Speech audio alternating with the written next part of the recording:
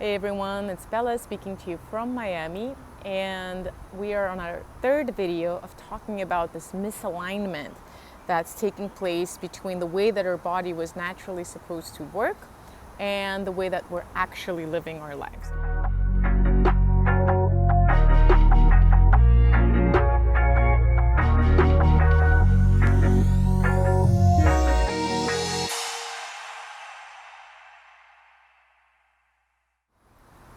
In the first video, we talked about sexuality. In the second video, we talked about just the day-to-day. And in today's video, I specifically want to address this body-mind split that I've been seeing getting worse and worse. What do I mean by that? So in the past, when we were, when we didn't have our advanced parts of the brain, the neocortex, our body and mind worked very congruently. So whatever our body or mind received, it processed immediately on an instinctive, intuitive level, and our body followed. So all this positive stimuli of, mating or finding that perfect fruit, or the stressful stimuli to run away from something were immediately enacted by our body. So that created this, energy in, energy out, the flow that would get our body back into equilibrium. That's both an energetic thing, as well as it's very much explained by the way that our nervous system works, of turning stress on, and then as you allow yourself to express the certain emotion, then your body goes back to equilibrium. In the modern day, there's a complete overstimulation of the mind and understimulation of the body. What do I mean by that? Our mind receives information at this, higher realms, or neocortex, that is able to create a reality that might not be out there. So we're seeing these celebrities, and that's a reality that we are feeling and sensing in our bodies.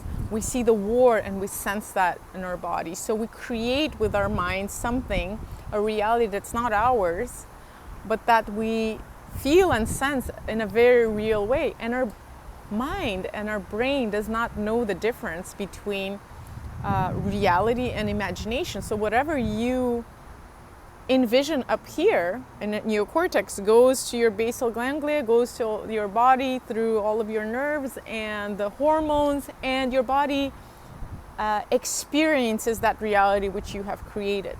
Now, if you were creating consciously a different reality, that's called manifesting. You would be creating something positive for yourself to get out of a certain reality that you're not aligned with, and aligning yourself with a different reality. But most of the time, this process happens at a very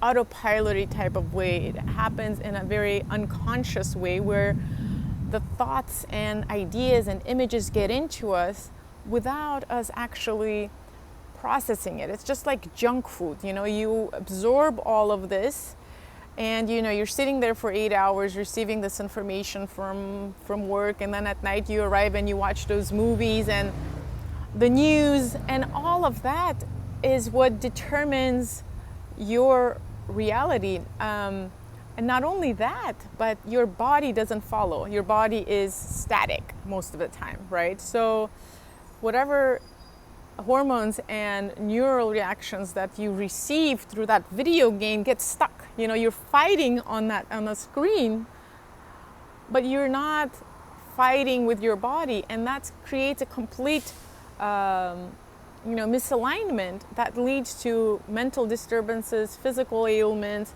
and just this lack of satisfaction, because you're not using your body to align with everything that you are envisioning in your brain, that you are perceiving with your brain and at the cellular level. So the idea and the method I've created is called the sensefulness method, for reconnecting to this natural flow of the body, the natural way that our body was supposed to operate. Is about reconnecting with the wisdom of the body to feel what's happening. So you have received all of this information from all these sources. What do you do with it? You cannot leave it in the body. Otherwise, it will turn into, stagnant energy that causes pain, causes illness, mental disturbances. So how do we remove that? In a form of rechanneling. So, if you are watching that movie where, whatever, airplane crashes and there's all this fighting happening, like, you have those hormones inside of you.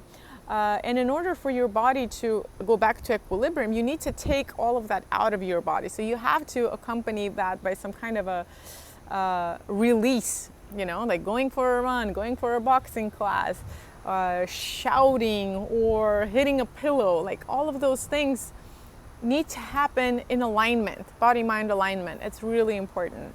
The other thing that is very important is doing the mind diet, really refraining from things that are, if they're not absolutely essential for you, try to refrain from just giving your mind too much information. We're way too overstimulated in the mind.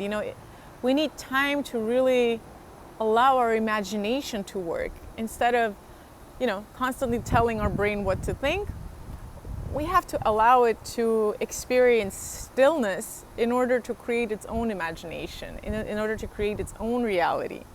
And we see that as being bored. If all of a sudden I'm not doing anything, I'm bored, or I'm lonely, or I'm sad because there's nothing stimulating me. But in reality, those are the moments that are of supreme importance of reconnecting to who you are and being who you are and expressing yourself. So in reality, the higher realms of the mind that we were given were to be used with so much more awareness. And when we can tap into that awareness of, like, the power that we have to create our own reality, we will never pollute our mind with unhealthy pieces of information, the stuff that's going to interfere with the reality that we want to create. So again, one was really, when you experience the mind stimulation, you have to stimulate your body accordingly.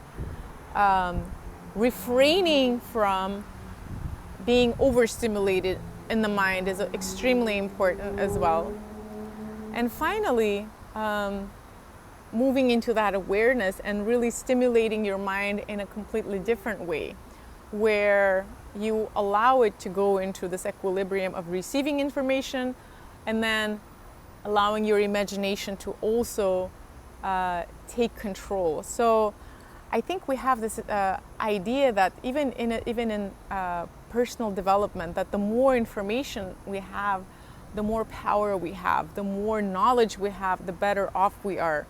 And I find that to be very counterproductive. A lot of times personal development is not about knowing more, it's knowing less. It's simplifying. So the way that I teach people is really to go back to simplicity instead of, receiving more and more advanced pieces of information. If we don't apply this knowledge, it makes no sense at all. So we have to remember that our personal development, our happiness happens at distinct levels, at a mind, body, and spiritual level. And if we over-focus on one and not the other part, we're doing ourselves a huge disfavor, because we are creating a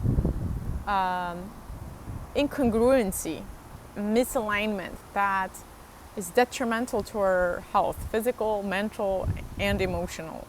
So next time, really think about this equilibrium, like how much you're stimulating your mind and how much you're stimulating your body. It's extremely important to receive this self-care on a body level as well, to align with how much you're doing with the mind.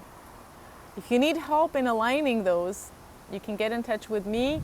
I do group work, individual work, retreats, and we can work together to create this body-mind alignment in order for you to live in a much more aligned way, powerfully using all of your energies in one direction. Thanks for listening, and see you for one last video on this misalignment that we have created and how to correct them.